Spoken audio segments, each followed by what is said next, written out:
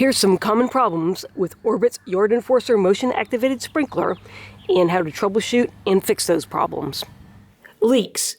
Each connection has a replaceable hose washer, filter washer, or O-ring.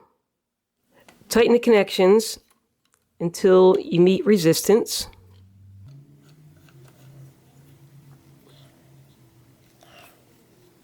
Then hand tighten maybe a quarter to a half a turn. Don't over tighten. That could cause a leak. To prevent the connections from loosening while aiming, grab the valve body and then you can move the sensor to aim it, or hold on to this knurled nut and move it by holding on to the valve. That'll spin the whole top of the device. If the motion sensor is performing poorly, something that is warm and moving is required to trip the sensor.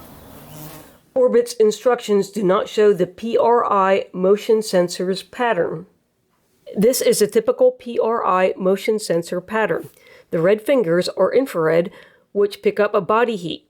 If you walk across the fingers in this direction, the device is able to compare body heat with the outside temperature between the fingers. If you walk into the fingers, it can't compare temperatures. It will be very slow to detect any kind of movement. If the outside temperature is close to body temperature, PRI motion sensors are slow to react. Aim the sensor so that the animal's path will go across the motion sensor's fingers, not into them. I placed a protractor on top of the sensor and marked the 120-degree view with tape. I used one measuring tape to mark off the one edge of the 120-degree range, then another measuring tape directly in front of the motion sensor.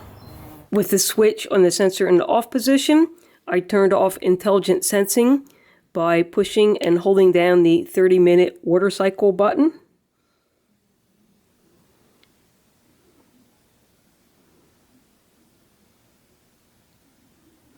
And after 20 seconds, the valve solenoid will click.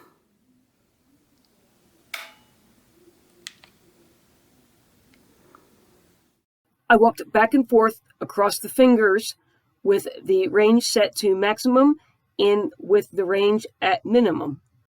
This is my guess for the actual IR finger patterns for the sensor.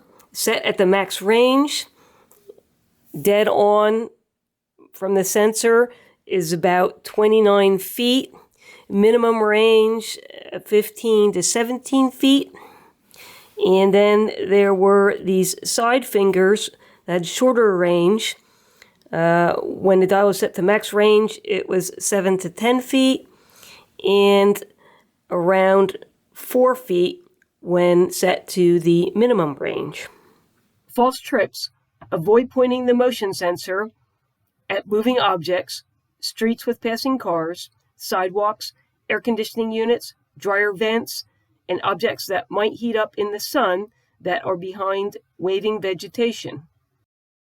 If the Yard Enforcer has been in service for a while, and if when set on the night position there's false trips during the day, try cleaning the sensor's lens, removing hard water deposits or dirt.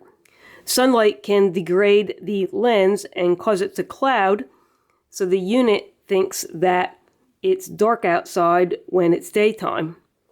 When set in the night position, it's normal for the sensor to trip at dusk. The only indication that the motion sensor is working is to set it to always, trip it, listen for the click for the valve to open. The valve closes with another click, and then it's hard to hear, there's another softer click. If there is no clicking, install new batteries.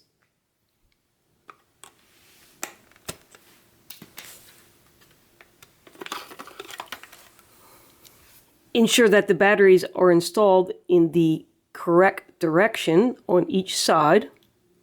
Make sure that the battery tray is pushed fully into place. Make sure that the plug is inserted properly. The ridges are here. Push it into the sensor. Make sure you push it in all the way.